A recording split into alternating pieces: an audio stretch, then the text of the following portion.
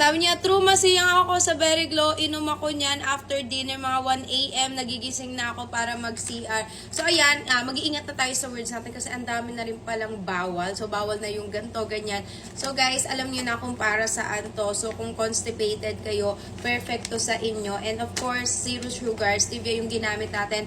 Malakas talaga to, guys, maka-flash out. And this is a detox, may collagen, glutathione, and nakaka-fresh din talaga siya. Maganda rin to inumin bago kayo matulog. Depende talaga kung saan kayo mas hiyang. Kasi ako, guys, sa coffee talaga ako hiyang. Pero ang iniinom ko either si Berry Glow or si pomegranate pag gabi. Pero sa morning talaga, coffee talaga ako or cafe latte.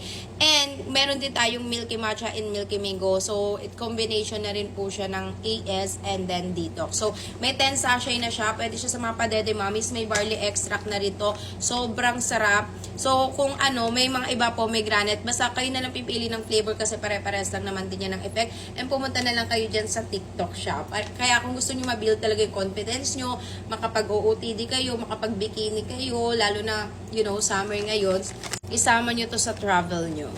Also, this is to keep your bowel so healthy and then nakaka-reduce siya ng bloating and nakaka-improve ng digestion. Kaya, check out na!